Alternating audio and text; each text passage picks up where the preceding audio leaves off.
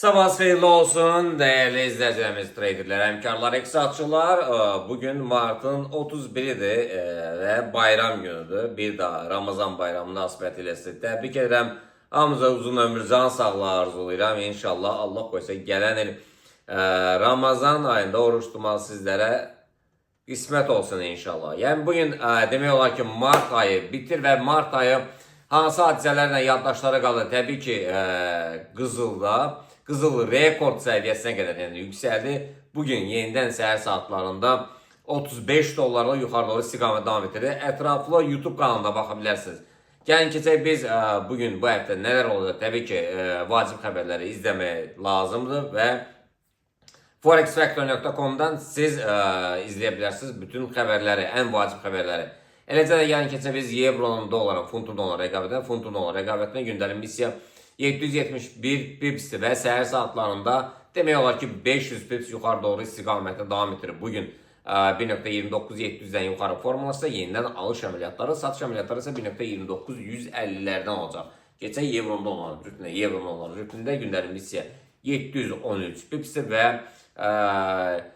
5-ci gün 800 pipsi yuxarı doğru istiqamətə davam etdirir. Bay əməliyyatları, alış əməliyyatları üçün 1.08500-lərdən yuxarı formulasında, satışlar isə 1.08150-lərdən olacaq. Keçək biz gündəmdə olan qızıl kimi qalxdı mı, qalxmadan sual gəldi isə təbii ki qalxdı və rekord səviyyəsi səhər saatlarında 35 dollarla yuxarı doğru və keçən həftənin 5-ci gündə 35 dollar yuxarı doğru istiqamət davam etdirmişdi və bugün yenidən 35 dollar qalxdı, 3111 və 3112, 5 demək olar ki 3113-lərə qədər yüksəlib hələ ki. Və satış əməliyyatları verənlər üçün, yəni səhər saatlarında bu qalxdıqca satış verən əməliyyatları verənlər üçün, yəni çox təəssüf hissi ilə, yəni demək istəyirəm ki, yəni tələsiblər, yəni 1 saatdan, saat yarımdan sonra satış əməliyyatları üçün düşünməyə dəyər. Hələ ki, yəni qızıldır, gündəlik missiya 31 dollarda 35 dollar qalxıb missiya bitib deyənə biz yeni sel verə, yəni belə bir şeyləri ümumiyyətlə yaddan çıxarın. Çünki sel siqnalı gəlməyincə biz sel əməliyyatlarını açmırıq və 35 dollar qalxıb, yəni bu qədər qalxıb daha bundan sonra nə qədər qalxacaq deyənlərə demək istəyirəm ki, bu qızıldır. Qızıl təbii ki qızıl kimi qalxa bilər istədiyin nöqtəyə və 35 dollar qalxıbsa hələ 35 də qalxa bilər.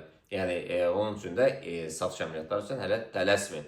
Siqnal gələndən sonra siz satış əməliyyatlarını verə bilərsiniz və yeni rekord səviyyəsini nəzərdə çatdırdıq və növbəti hədəflər biz dünən bu haqda söhbət açmışdıq. Növbəti hədəfləri biz 3105-ləri demişdik və 3152-ləri demişdik və maksimum nöqtəsi hələlik 3207-ləri demişdik. Təbii ki artıq demək olar ki düzdür, bugün 3152-də vura bilməz, amma həftə ərzində düşünməyə dəyər korreksiyalardan sonra.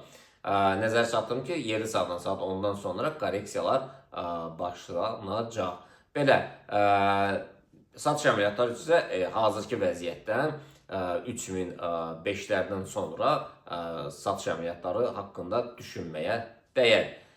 Təbii ki formalaşarsa. Keçək biz neftə, crude oil və future spotlar, yəni gündəlik missiya 1 dollar 6 sentdir. Crude oil keçən həftə 1 dollar 10 sent dəyər itirir, aşağı doğru istiqamət davam etdirir. Bugün crude oil 72.60-lardan buy, 72.20-lərdən isə sell. Future spotlar isə 73.30-lardan buy, 72.90-larda isə selllərdir. Bitcoin'e gəldi isə Bitcoin yeni aşağı doğru istiqamətdən davam etdirdi və deyək ki aşağıdakı hədəflər 80.9'lərdir və alış əməliyyatları 82.200'lərdir və yuxarı doğru istiqaməti isə 85'lərdir. Türk lirəsinə gəldi isə yüksəkliyə 90-39-40'lara kimi qalxandan sonra 3 azı bir 3 ayarı. Təbii ki 40'lar və 45'lər heç də uzaqda deyildir. Nasdaq S&P Dow Jones'a gəldi isə Nasdaq S&P Dow Jones demək keçən həftənin 3-cü gündən sürətlə aşağı doğru istiqamətə davam etdirdi və bugün korreksiyalar, yuxarı korreksiyalar olacaq. Alış əməliyyatları 19.160, satışlar isə 18.980'lar. S&P gəldi isə 5.561 alışlar, 5.531'lər isə satışlardır. Dow Jones'a gəldi isə 41.535'lər alışlar, 41.345'lər isə satışlardır. USD Yapon USD frank, funtun Yaponiya rəqabəti, funtun frank olan rəqabəti. Bunlar bir saatlı zaman intervalı diqqətlə versəz, yəni downtrendlədir. Təbii ki, bu downtrendə çıxsa yuxarı doğru korreksiyalara məruz qalacaq. Belə əzizlərim, özünüzə yaxşı baxın. İnşallah gələn ay, sabah yəni gələn ay da aprelin 1-idir. Görüşmək ümidi ilə sağ olun.